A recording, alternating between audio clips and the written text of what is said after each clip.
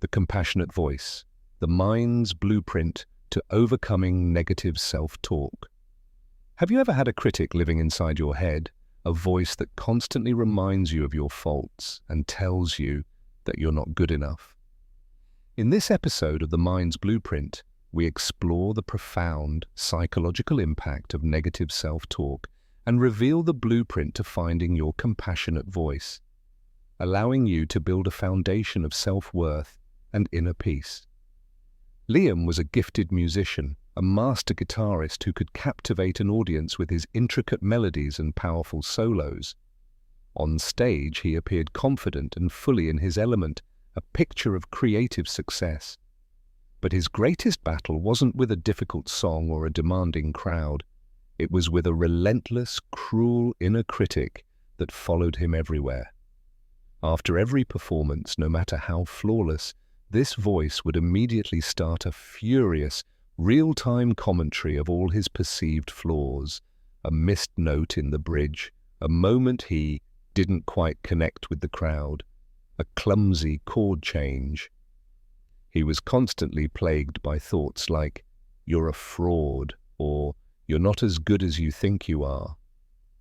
This inner monologue was so loud and persistent that it drained all the joy from his music, leaving him with tense shoulders, a tight throat, and a profound sense of exhaustion.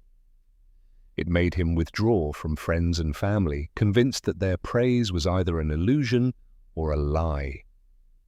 He was so focused on this internal commentary that he couldn't enjoy his successes or learn from his mistakes. He was a master of his craft, but a novice in managing his own mind. His talent was a beautiful song, but it was being drowned out by a constant stream of static. His mentor, a renowned music producer named Mr. Davies, noticed his struggle. He had seen many brilliant artists sabotage their careers with this same debilitating inner critic, a self-inflicted wound that often goes unnoticed by others. One day, after a particularly flawless performance, Liam was backstage, his head in his hands, hunched over, as if he were trying to physically hide from his thoughts. "Liam," Mr. Davies said quietly, his voice a calm and steady presence that cut through the noise in Liam's head.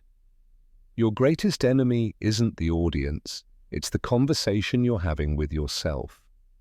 Your mind is like a beautiful instrument, but you're only playing the sour notes. The blueprint for your greatness isn't in perfection, it's in your ability to practice self-compassion." He explained that our brains are naturally wired to identify flaws and potential dangers. This is an evolutionary survival mechanism that once kept us safe by constantly scanning our environment for threats. But in the modern world, this instinct can manifest as a ruthless internal critic that has lost its purpose. Mr. Davies likened it to a faulty alarm system. It was originally installed to warn of a fire, but now it screams at the smell of burnt toast, a harmless event. This overzealous security guard sees everything as a threat. He introduced him to the concept of the compassionate voice, the practice of deliberately reframing negative self-talk into a kinder, more supportive dialogue. He gave him a 3-step blueprint for building a mind that is his greatest ally. If you've ever felt like your worst critic is yourself, hit that subscribe button to join our community and discover more blueprints for your mind. Mr. Davies' blueprint was not about abandoning his desire for self-improvement, but about changing his approach to it. Practice the observer effect technique. The first step was to simply observe his negative self-talk without judgment. When the critical voice would arise, he was to mentally say, "I am observing a thought that says, I'm not good enough." This is a thought, not a fact. This simple act of separation created a crucial emotional distance, preventing the voice from taking over and allowing him to reclaim some of his mental real estate. He began to see his thoughts as external clouds passing by, rather than internal truths. Use the self-compassion reframe technique. He was to take the critical thought and reframe it with a compassionate lens. For example, instead of "you messed up that note," he would say, "Everyone makes mistakes. It's okay, you're a human being who is doing their best. You will learn from this." This proactive choice transformed his perspective, turning a moment of pain into a moment of learning and kindness. It was like speaking to a friend who was struggling, a powerful way to train his mind to respond with support instead of judgment. Liam began to apply these principles meticulously, and the initial changes were subtle and, at times, incredibly difficult.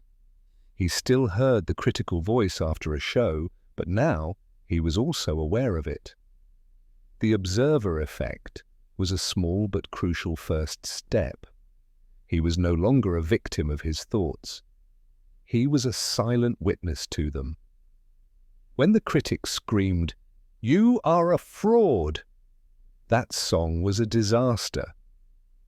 He would mentally note, "I am observing a thought that says I am a fraud." The initial shock of this simple act of separation felt like he was creating a small island of calm in a raging sea. He was surprised to find that the critic, without his full, panicked attention, grew weaker and less insistent. The space he created by simply observing his thoughts gave him the freedom to choose a different response. The self-compassion reframe technique became his most powerful tool, especially after a performance at a local cafe. He'd stumbled over a complicated riff in a solo he'd practiced 100 times. The moment he made the mistake, his inner critic immediately started its attack. "You're a disgrace. Everyone saw that. You're not a real musician." Instead of accepting this as truth, he paused for a moment, took a deep breath, and mentally replied, "Hey, this was a tough riff, but you still showed up. You're a human being who makes mistakes, and that's okay. You tried your best, and that takes courage. You will learn from this." This was a completely new way of thinking for him, and it felt like a wave of calm. It was the first time he had ever spoken to himself with that level of kindness, and the difference was profound. The shame he once felt was replaced by a quiet sense of resolve. He began to see that his worth was not tied to the perfection of his performance, but to his commitment to his art. The most transformative change came from the final step of the blueprint, which Mr. Davies called "Build a Triumph's Log Ritual." Finally, he was to keep a simple journal where he recorded his victories and moments of pride, no matter how small. This could be as minor as a difficult chord he played perfectly, or a kind word from an audience member, or even a moment of genuine happiness. At first, the log felt silly and self-congratulatory, but as he wrote down things like, "Played the G major scale cleanly today," or "A stranger told me my music made them feel happy," he started to build a library of evidence against his inner critic.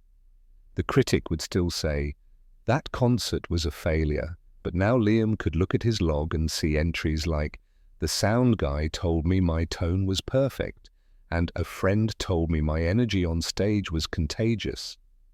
The Triumphs log became a powerful, tangible testament to his worth, a direct counter-argument to the critic's relentless negativity. He began to look for these moments of triumph, shifting his attention from what was wrong to what was right. Months passed, and Liam's mental fortitude grew stronger. The time came for his biggest show yet, an audition for a major record label. The pressure was immense. Backstage, the inner critic screamed louder than ever before. "This is it. This is where you fall apart. You're not ready. They will see through you." But this time, something was different. Liam didn't argue with the voice. He simply observed it, acknowledging its presence without accepting its message. As he walked onto the stage, He took a moment to mentally scan for a single, small triumph he could anchor to, remembering a recent day when he had felt pure joy while playing. He didn't play a perfect show. He fumbled a chord and a string on his guitar briefly went out of tune. The instant the mistake happened, the inner critic lunged, but the moment was fleeting. Liam simply took a breath and moved on. The self-compassion reframe was no longer a conscious effort. It was an automatic, kind response. He finished the show, and for the first time, he didn't immediately go backstage to punish himself. He felt a profound sense of peace. He had not only performed, but he had fully experienced the moment with all its imperfections, and he had chosen to be kind to himself.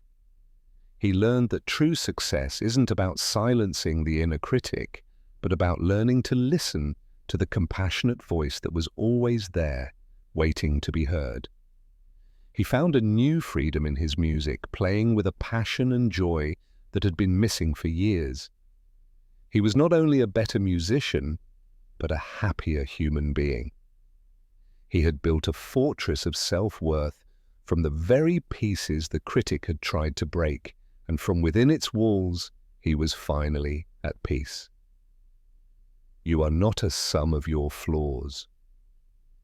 By understanding the blueprint of your compassionate voice, you can build a life of profound self-worth and inner peace.